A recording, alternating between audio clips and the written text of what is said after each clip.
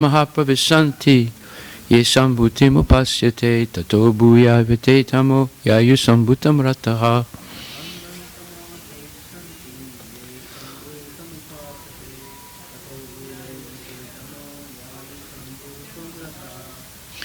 Andam. Let's see, 1 second. Okay, no. We did not finish mantra 11.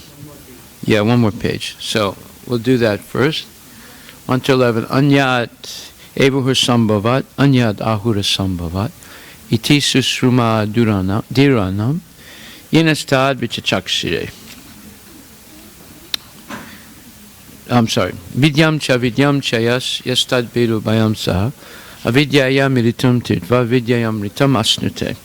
Only one who can learn the process of nescience and that of transcendental knowledge side by side can transcend the influence of repeated birth and death and enjoy the full blessings of immortality. So we asked some questions about this. There was one thing that I wanted to cover that I looked up and I wasn't able to find the other day, and that is the following. In some places, Prabhupada says one can worship any form of Krishna. But at the end of the Bhagavad Gita, when he gets to what's called the most confidential knowledge, his point is one should concentrate uniquely on the transcendental form of Krishna as he was present on the chariot with Arjuna. And this is explained. Okay, if we look at worshipping forms of Krishna, let's start with 8th chapter, verse number 14.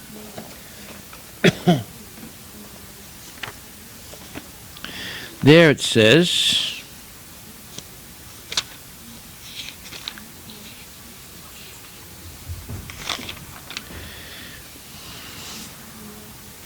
a pure devotee always engages in devotional service to Krishna in one of his various personal features.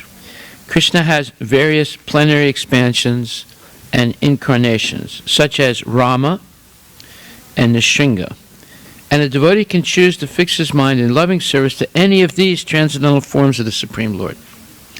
Such a devotee meets with none of the problems that plague the practitioners of other yogas. Bhakti yoga is very simple and pure and easy to perform. One can begin simply by chanting Hare Krishna. The Lord is merciful to all, but as we have already explained, he is especially inclined toward those who always serve him without deviation. The Lord helps such devotees in various ways. Okay, so that's one reference where you can worship any form, any bona fide form of the Lord.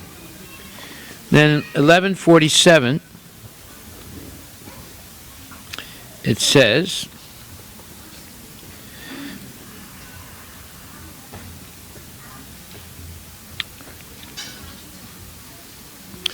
Krishna says, the Supreme Personality of Godhead said, my dear Arjuna, happily I have shown you my internal potency, this supreme universal form within the material world. No one before you has ever seen this primal form, unlimited and full of glaring effulgence.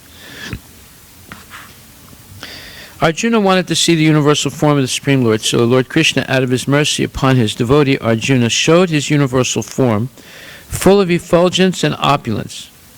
This form was glaring like the sun, and its many faces were rapidly changing. Krishna showed this form just to satisfy the desire of his friend Arjuna. This form was manifested by Krishna through his internal potency, which is inconceivable by human speculation. No one had seen this universal form of the Lord before Arjuna. But because the form was shown to Arjuna, other devotees in the heavenly planets and in other planets in outer space could also see it. They had not seen it before, but because of Arjuna, they were also able to see it. In other words, all the disciplic devotees of the Lord could see the universal form which was shown to Arjuna by the mercy of Krishna. Someone has commented that this form was shown to Duryodhana also when Krishna went to Duryodhana to negotiate for peace. Unfortunately, Duryodhana did not accept the peace offer, but at that time Krishna manifested some of his universal forms. But those forms are different from this one shown to Arjuna. It is clearly said that no one had ever seen this form before. Okay, so this is talking about a special manifestation. Now, if we look at 4th chapter, 13th verse, there it says, at the end of the purport, it says, "But a man who transcends the limited knowledge of a Brahmana and reaches the knowledge of the Supreme Personality of Godhead, Lord Sri Krishna, becomes a person in Krishna consciousness, or in other words, a Vaishnava. Krishna consciousness includes knowledge of all different plenary expansions of Krishna, namely Rama, Nishinga, Varaha, etc. And as Krishna is transcendental to the system of the 4 divisions of human society, a person in Krishna consciousness is also transcendental to all divisions of human society, whether we consider the divisions of community, nation, or species." So again, it's explaining the non-difference between Krishna and his expansions, such as Rama, Nishinga, and Varaha, etc. So now we go 9th chapter, 13th verse, where it says,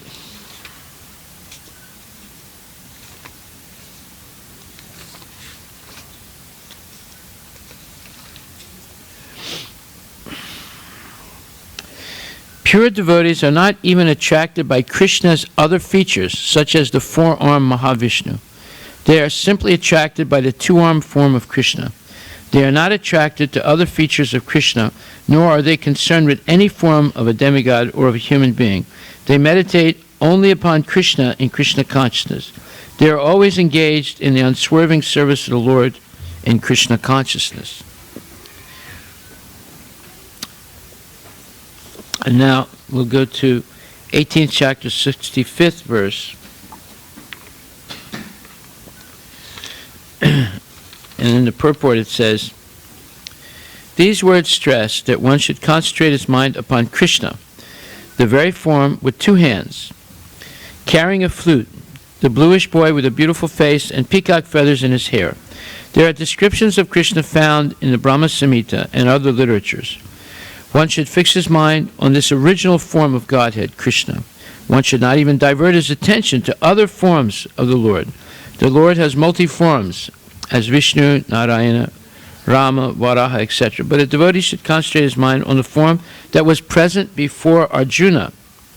Concentration of the mind on the form of Krishna constitutes the most confidential part of knowledge, and this is disclosed to Arjuna because Arjuna is the most dear friend of Krishna's."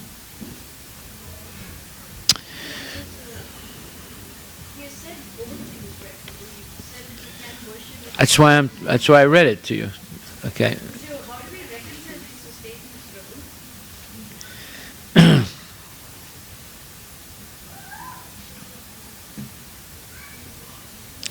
Well, you can pick and choose what you're attracted to. That's why there's Vaikuntha, right? There are infinite number of liberated souls in Vaikuntha. They're attracted to Narayana, right? And then there are other devotees that are uniquely attracted to Krishna. There are other devotees uniquely attracted to Rama. So it's all the Supreme Personality of Godhead, right? It depends on the flavor of love you have. And the flavor of love. That way when Murali Gupta was asked to chant Krishna, he still said that much rather die than... Yeah, and Lord Chaitanya glorified him. So it is okay to worship any form of... Well, obviously, because you are liberated in Vaikuntha, and you're liberated also. It depends on the flavor of the love you have. I'm telling the flavor that is mentioned in 1865 is more of a friendly flavor. No, it's one of. Because he says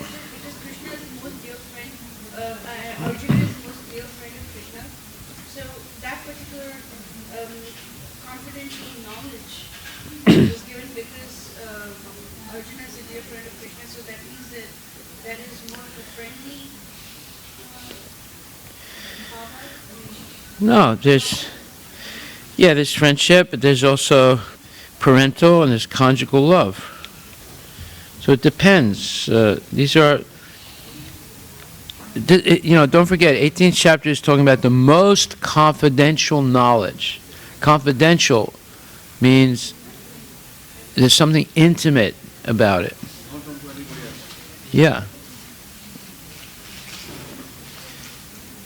If you look, even Lakshmi Devi wanted to enter the Rasa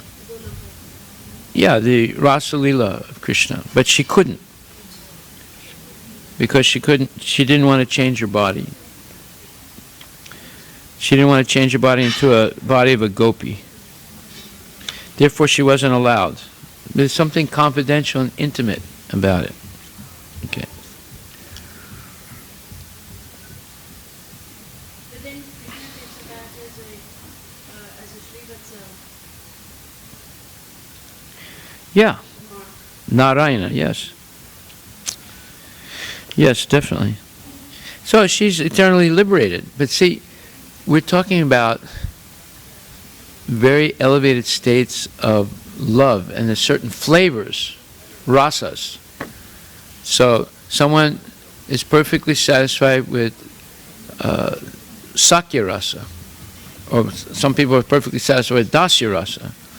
Then there's sakya rasa, then there's vatsalya rasa, and there's madhurya rasa. So it depends what you're attracted to. Then even in vatsalya rasa, in conjugal rasa, madhurya rasa, there are wives of Krishna that are married to him. That's called Srikara. And then there's parakriya. There are the gopis who are married already to somebody else, but they're running to Krishna. So these are all different intense flavors of love of Krishna. And not somebody might want to be just a married wife of Krishna, like Rukmini. It's not just, someone desires that, right? But then there's something else, like Radharani. So there are different intensities of love for Krishna. So you see there's infinite expanding variety in the spiritual world. It's not static. So it's ecstatic. Yeah, yes. I just wanted to read that. I was looking for it the other day, I didn't find it, so I wanted you to see that both things are explained here. Okay, so now we're going to finish this mantra 11.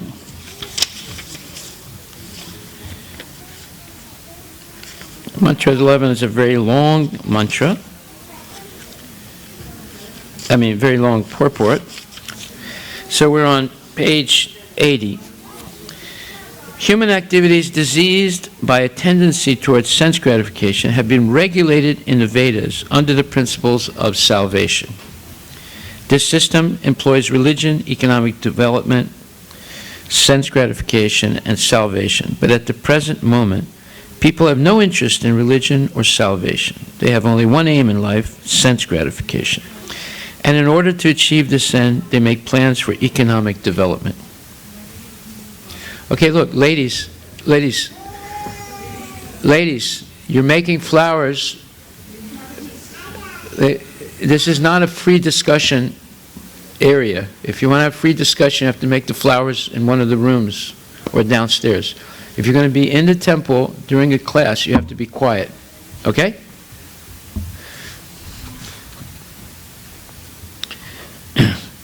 Human activities diseased by a tendency towards sense gratification have been regulated in the Vedas under the principles of salvation. This system employs religion, economic development, sense gratification, and salvation. But at the present moment, people have no interest in religion or salvation. They have only one aim in life, sense gratification, and in order to achieve this end, they make plans for economic development. Misguided men think that religion should be maintained because it contributes to economic development, which is required for sense gratification. Thus, in order to guarantee further sense gratification after death in heaven, there is some system of religious observance. Okay, so let's stop and analyze this point. Misguided men think that religion should be maintained because it contributes to economic development. How does religion contribute to economic development?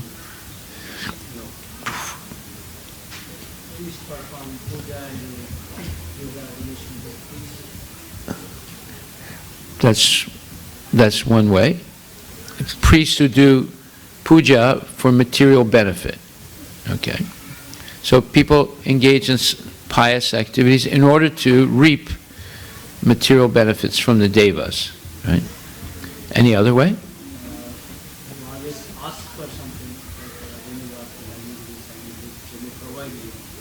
Yeah, okay, that's the same point. Is there another point about how religion contributes to economic development? Yes.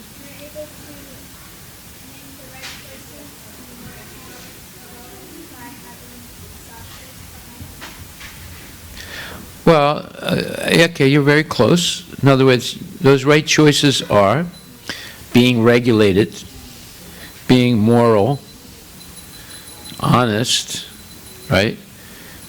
Keeping your word,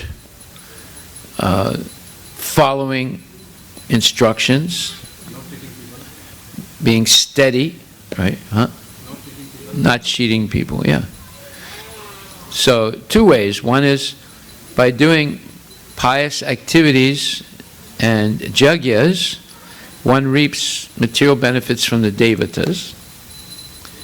And secondly, by following morality and ethics, which are part of religious teaching, one becomes a steady, honest, assiduous, meaning a person who can pay attention to details, person.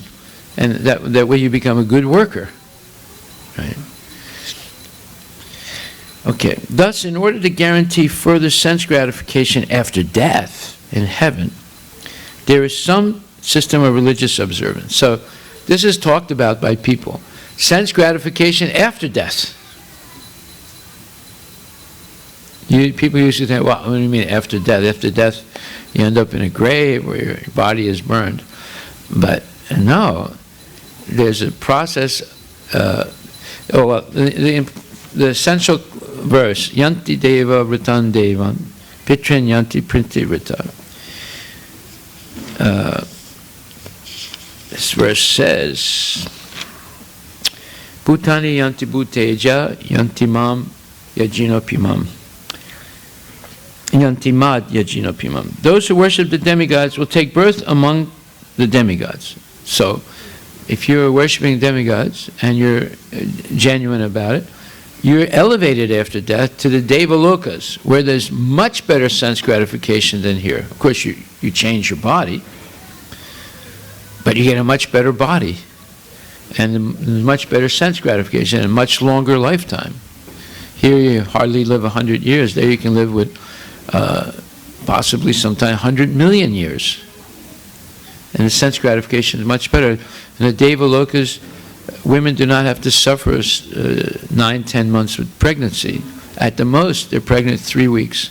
And when the child is born, he's already grown. Prabhu, do the demigods have also body of 5 elements? Yeah, 5 elements are present everywhere in the material universe. Okay, you can't sit like that with your feet like that. I know, sit on the chair. Sit on the chair. Yes. Yes. You have to have a particular type of body to live on other planets. But some of those bodies are subtle bodies. Like on the moon is the beginning of the Devalokas. The bodies are subtle. They're not gross. That's why if you go to the moon, you don't see anyone. Because you don't have the vision to see them. They're just like I can't see your mind right now. I could see your brain if I opened up your skull, but I wouldn't be able to see your mind, because mind is a subtle thing. So the bodies of people on the moon are the predominant element is mind, as opposed to water and earth on this planet.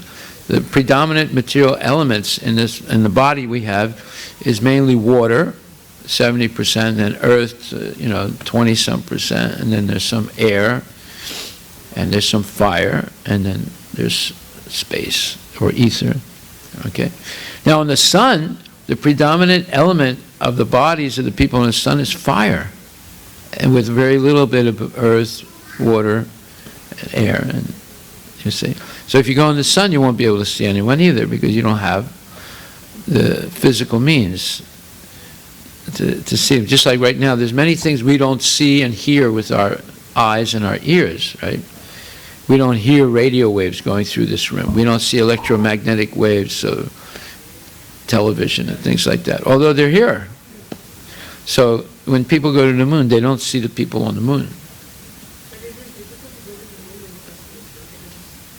Well, moon is, it's difficult to go from India to the United States. You have to have visas and so many things, right?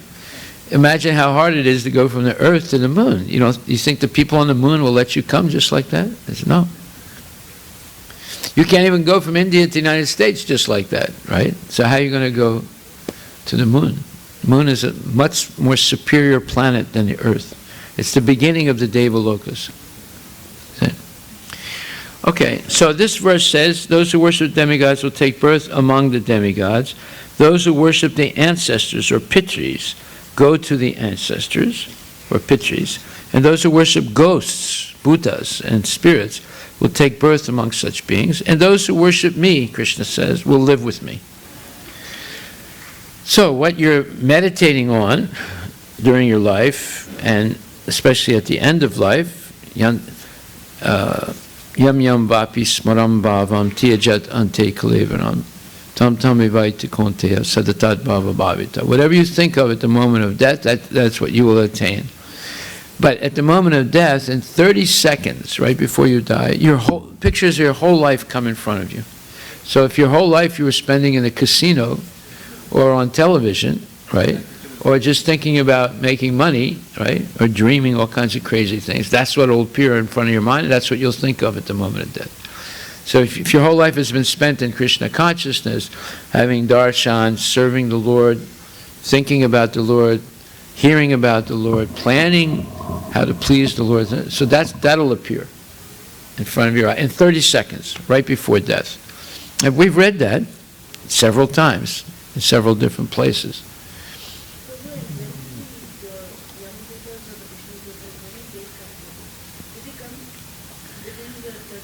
Well, if you were meditating on casinos and so forth, yeah, you'll see them, and that's why people's eyes bulge. They pass stool and urine out of ultimate fear when they see these beings. Their eyes bulge. They're shocked. They pass stool and urine because they're seeing the Yamadutas. Right. They see Vishnu himself coming on Garuda. That's what the devotees see,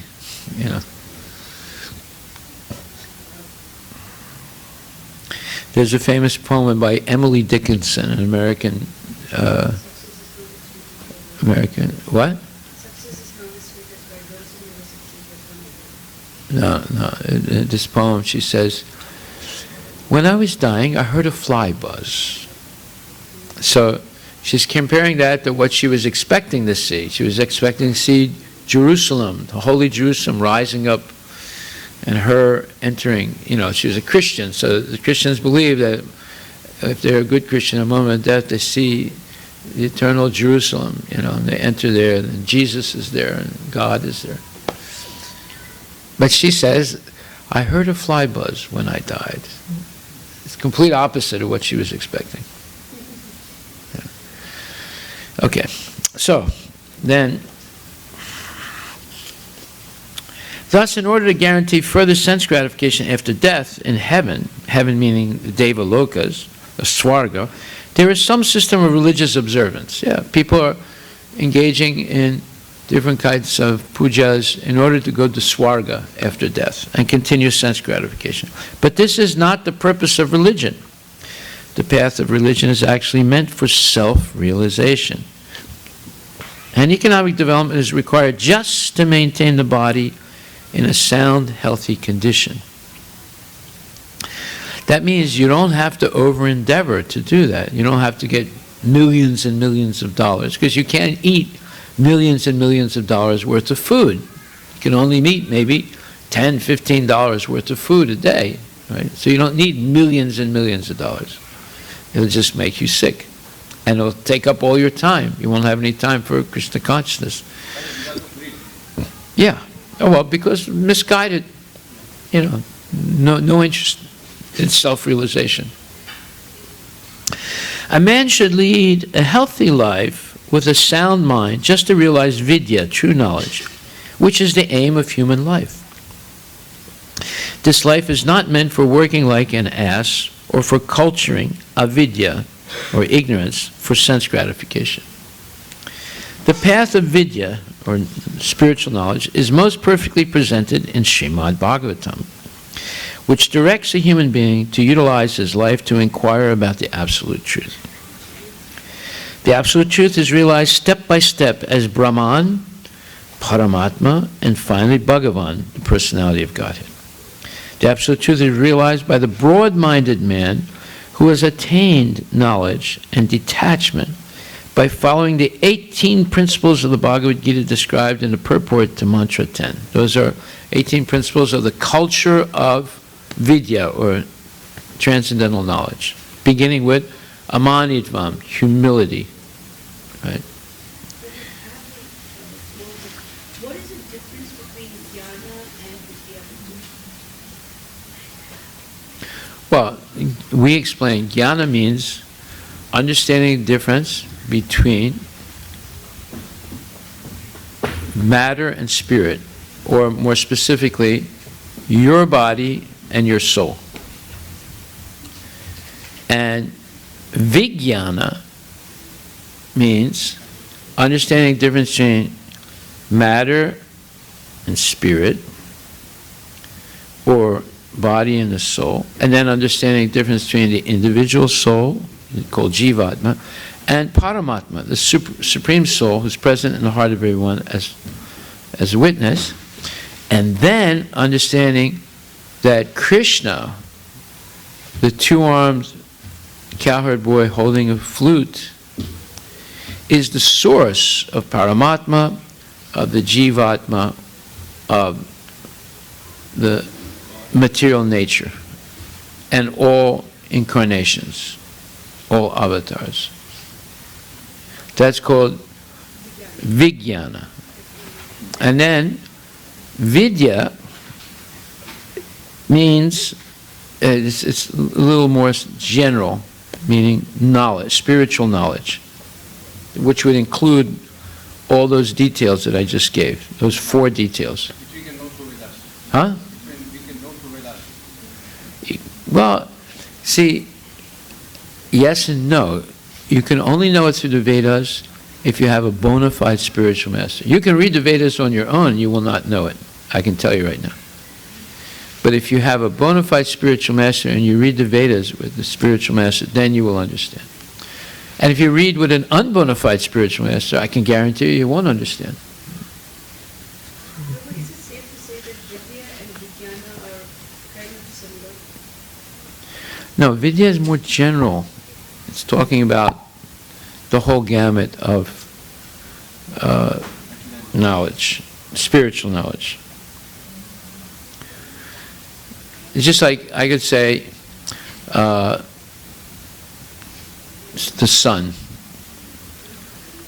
But then I explained there's the sunshine, there's the sun surface, and then there's the sun god within the sun.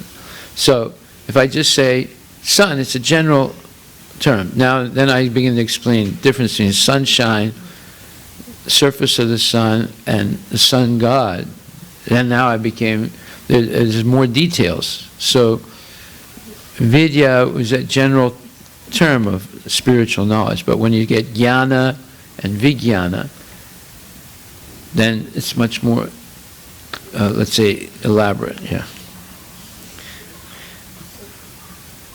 The path of vidya is most perfectly presented in the Srimad Bhagavatam, which directs a human being to utilize his life to inquire about the absolute truth. Now you see, this is the fundamental point. The materialists think that the absolute truth is increased sense gratification. And they're seeking the increase in sense gratification through material means. Cars and airplanes and washing machines and, I don't know, all kinds of different gadgets, right? And they're trying to prolong their sense gratification by material means, by making artificial hearts, artificial liver, artificial gallbladder, artificial face, artificial head, right? You see. So all that is a losing proposition. It sounds great on paper, but in reality it's not great. Right. Okay. The absolute truth is realized step by step as Brahman, Paramatma, and finally Bhagavan, the personality of Godhead. The absolute truth is realized by the broad-minded man who has attained knowledge and detachment by following the 18 principles of the Bhagavad Gita described in the purport to Mantra 10. The central purpose of these 18 principles is the attainment of transcendental devotional service to the personality of Godhead. Therefore, all classes of men are encouraged to learn the art of devotional service to the Lord. So in other words, all Vedic knowledge aims to bring a person to the platform of pure devotional service, and not simply academically, but practically. The academics are simply to help those people who have that inclination, but it's not necessary. The gopis are not academics, but yet they're the greatest lovers of Krishna. See?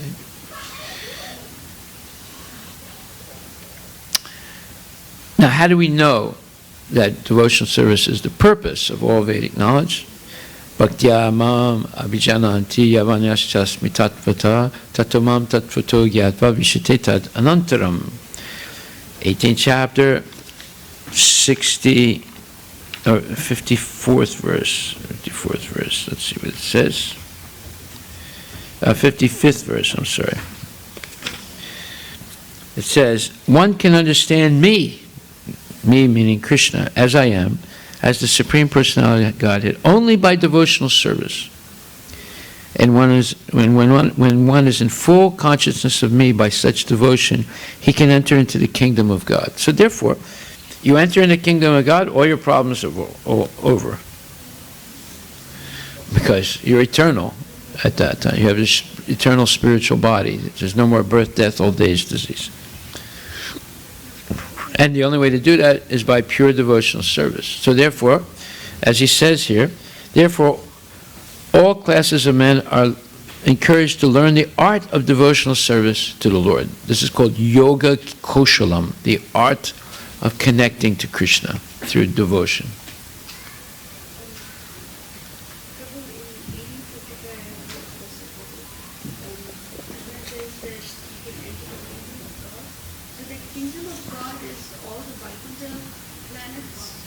Yes, and Goloka. Vaikuntha and Goloka. The guaranteed path to the aim of Vidya is described by Srila Rupa Goswami as Bhakti Rasamrita Sindhu, which we have presented in English as the Nectar of Devotion. The culture of Vidya is summarized in Srimad Bhagavatam 1:2-14 in the following words: Tasmat Ekana Manasa Bhagavan Sattvatam Pati Shrotavya Kirtitavyascha Smartadeyak Pujaschа Nityada.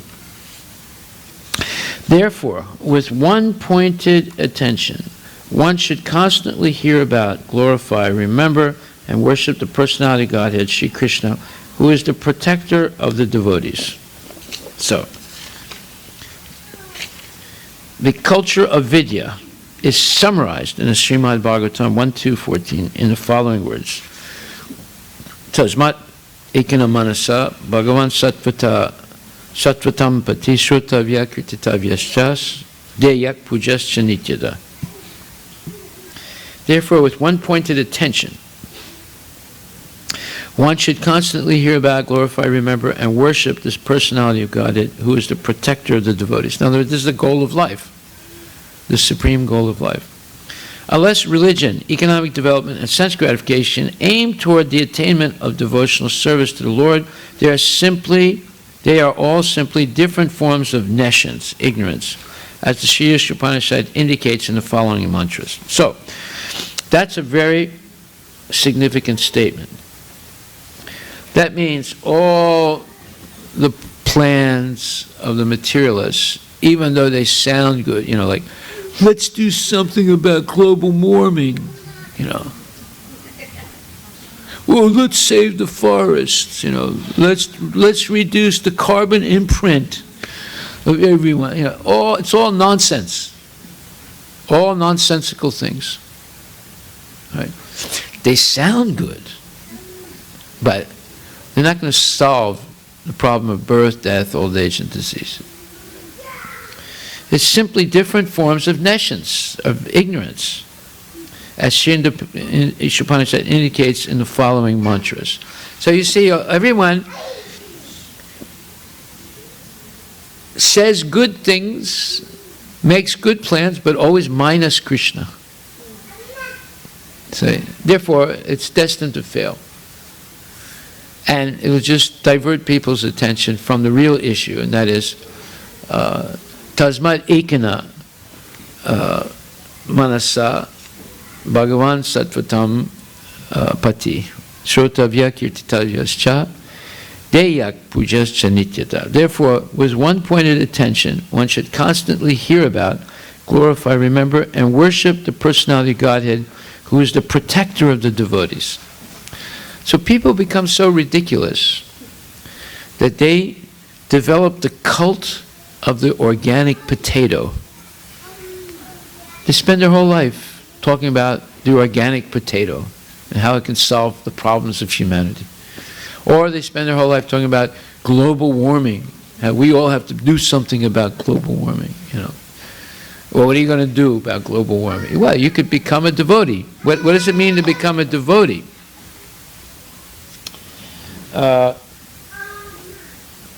It means the following. Let me read this one thing to you. You'll see how significant is Prabhupada's description of what you could do about global warming. One second. So these are again man-made problems.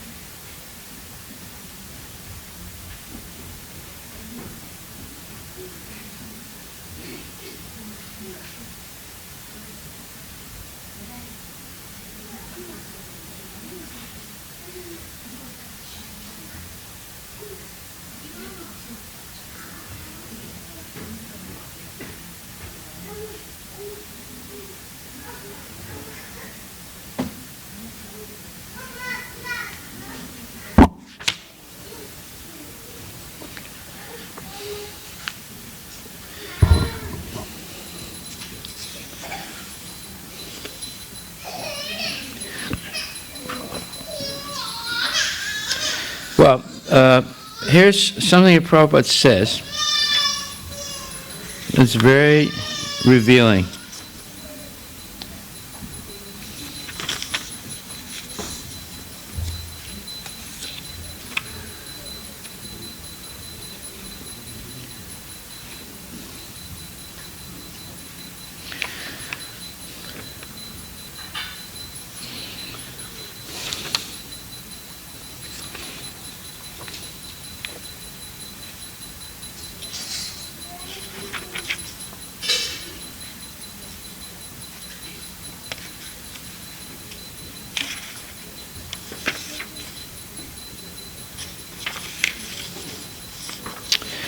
Okay, so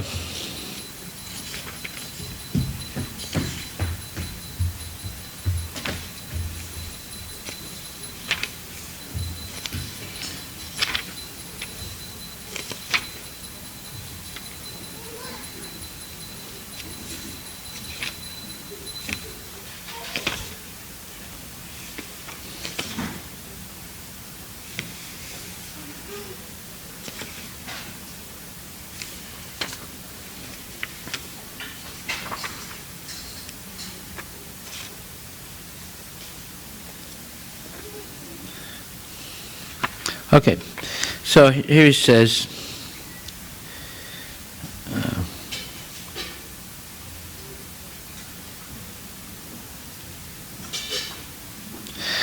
he said,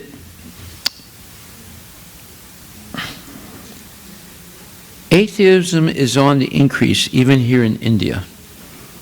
What to speak of others, even in our country? They do not believe that there is God. Nowadays, not formally. We have become so rascal, there is no God. These are all what is called mythology. These are mythology ideas. There is God and there is sin. There is pious activities. Big sannyasis, they're asking that. Don't care for all this. There is God, there is sinful, there is pious. You can do whatever you like because you are yourself God. There is no papa punya. You are immune from papa punya because you are God. Despite this propaganda, people are nevertheless suffering. And thus Prabhupada said that the Guru's business is to stop his disciples from making plans to be happy. Happy in the material world, that is. Plan making for material advancement is simply dreaming. He told a funny story to illustrate this point. Energy should be utilized how to please Krishna. That should be done. Energy should be utilized for that purpose. Not waste energy simply for a false hope that I shall become happy. I shall do this. I shall do that. I shall make money like this. The story of the potter. The potter is planning. He has got few pots and he is planning. Now I have got these 4 pots and I will sell. I will make some profit. Then there will be 10 pots. Then I will sell 10 pots and I'll make some profit. I'll get 20 pots and then 30 pots and 40 pots. In this way, I shall become millionaire. And at that time, I shall marry. And I shall control my wife in this way and that way. And if she is disobedient, then I shall kick her like this. So when he kicked the 4 pots and all the pots were broken. Right? Prabhupada's expressive account brought peals of laughter from his audience, and he shook with amusement as he looked out earnestly over his followers. So then, his dream is gone. You see? Similarly, we are simply dreaming. With few pots, we are simply dreaming that these pots will be increased into so many pots, so many pots, so many pots, then finished. Don't make imagination. Make plan. The Guru, the spiritual master, and the government should be careful that these rascals may not make these silly plans. This rascal may not make plan to be happy in the material world. Rather than a life wasted pursuing false dreams, he told us that the Vedic idea was quite different. The great sages, rishis, they wrote so many books, but they used to live in a cottage. In other words, they lived very simply.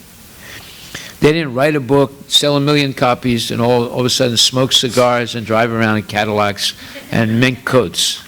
So that was not their purpose. Just like, it's very interesting, this one man wrote a book, How to Avoid All Sickness. His name is Kevin Trudeau. How to Lose Weight. And he sold millions of books. It was, I remember the publicity, it was in all the bookstores, right? And then the FDA got a hold of the book. Their men read it, and they were getting complaints about the book. You know, people followed exactly what he said. Instead of losing weight, they gained weight. You know, so FDA read the book, and then they made a case against him. Now he's in jail for 14 years, and he has to pay back everyone that bought a book. He was selling the book $24. He sold about, I think, 14 million of them, those books. All the money has to be paid back. No, I think he sold 1.4 million of them at $24, right? And I think he made $39 million or something like that. All the money has to be given back. Everyone that bought a book has a right to get their money back. You see? So that's the rishis. They didn't write all these Vedas like Kevin Trudeau to make money and rip people off with some phony philosophy or something.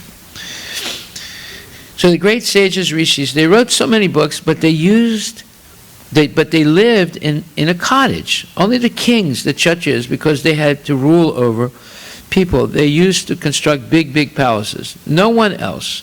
They lived very simple life, not waste time for so-called economic development, skyscraper building, subways, and so on, so on. This was not Vedic civilization.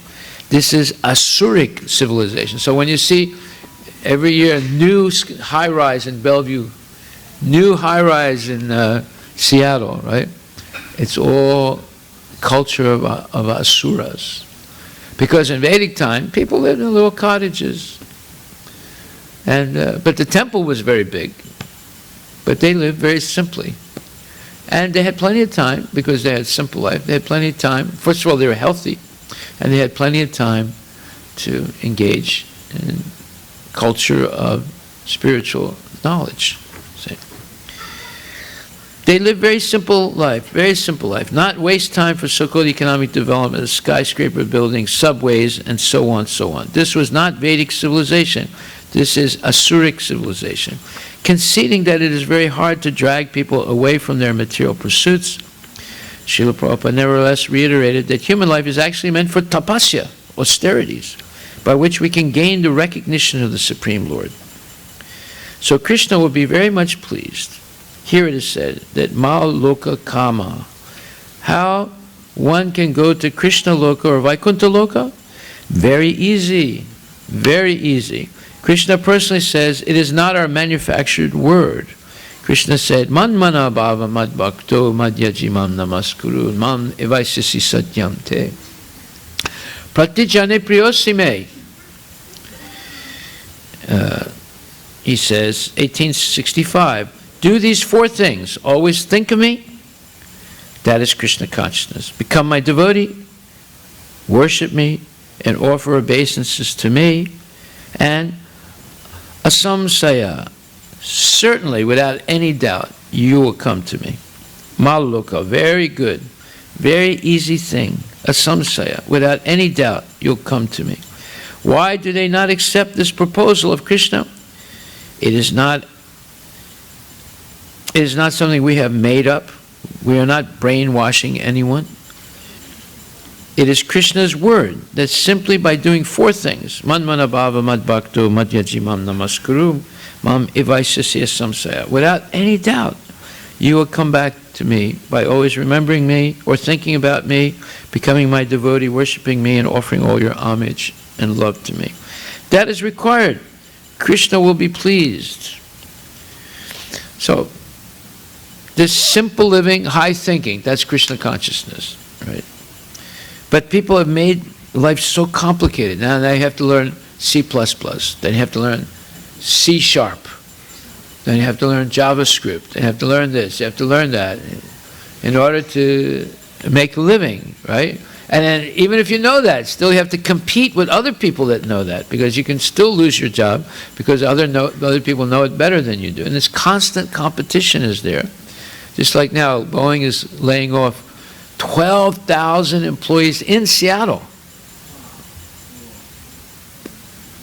12,000 employees. That's a lot of people are going to be laid off, right? It happens all the time. Periodically, Boeing will lay off massive amounts of people. And then, little by little, they rehire some of them. Okay?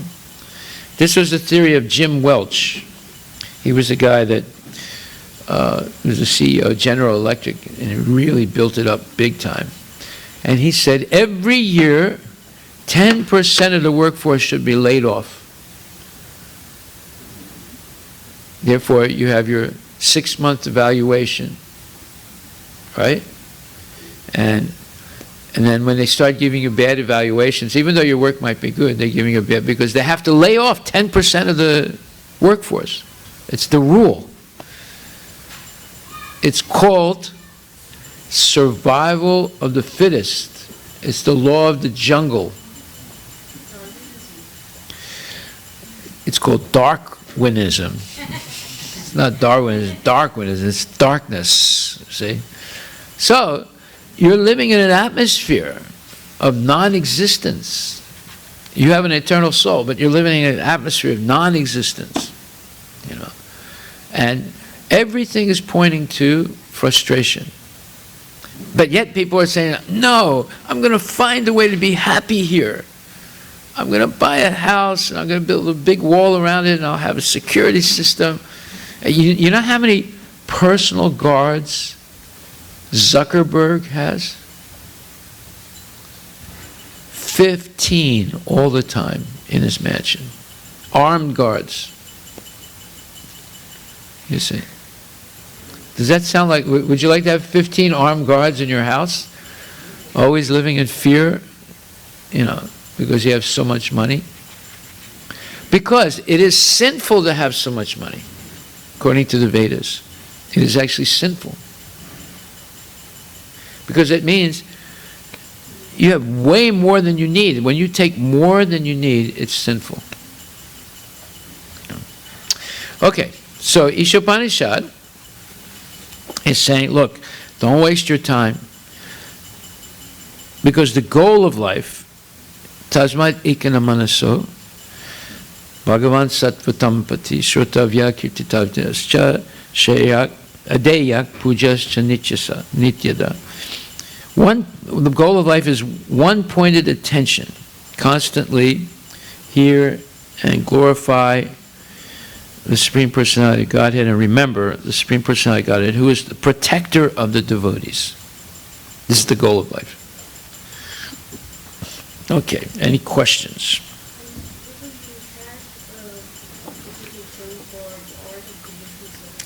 Yoga Koshalam. It's in the Bhagavad Gita, 2nd chapter.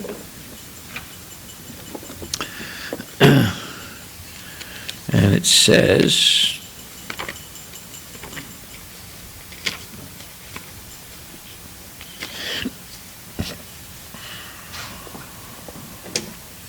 Buddhi yukta jahatiya ube sukrite duskrite tasmat yogaya yujasva yoga karma sukoshalam.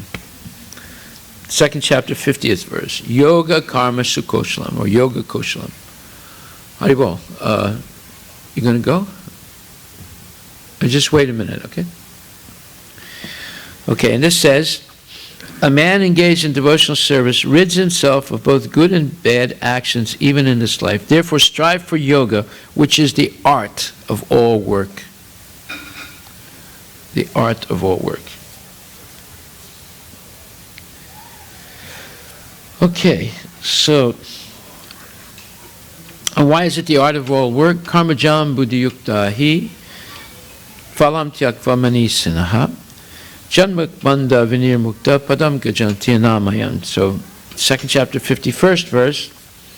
By thus engaging in devotional service to the Lord, great sages or devotees free themselves from the results of work in the material world. In this way, they become free from the cycle of birth and death and attain the state beyond all miseries by going back to Godhead. Sama asritaye padapalavam plavam punya mahatpadam punya so murare bhavam buddhir vatsapadam parampadam parampadam padam yad vipadam natesam. For one who has accepted the boat of the lotus feet of the Lord, who is the shelter of the cosmic manifestation, and is famous as Mukunda, or the giver of mukti, liberation. The ocean of the material world is like the water contained in a calf's footprint. Parampadam, or the place where there are no material miseries, or Vaikuntha, is his goal, and not the place where there is danger in every step. So the material world is described as a place where there's danger in every step. But we're aiming for param padam, That place where where no material miseries, and that's called Vaikuntha. See? In many of the South Indian temples, Vaikuntha Dwar is also known as Paramati. Yes. Vaikuntha Dwar. Yeah. Yeah, the Vaikuntha door, the door to Vaikuntha. So there's also, in North India, Haridwar, Yeah. the door to Haridam. Yeah. No, that's from the Rig Veda. Om Tat Vishnu Paramam Padam. Sada Pasyanti Surayo. So all the suras, the demigods, their goal is Paramam Padam, the lotus feet of Lord Vishnu. So Vaikuntha Padam, Hari Dwaram, Vaikuntha Dwaram, Hari Dwar. You see? Nowadays, everything has lost its meaning. They say, do you go to Haridwar? Yeah, I go to Haridwar. Yeah, I go to Haridwar. Yeah. They don't understand what it means, Haridwar, anymore. So, they have some understanding, but it's not clear. Yeah. Okay, we'll stop there and continue tomorrow in Mantra 12.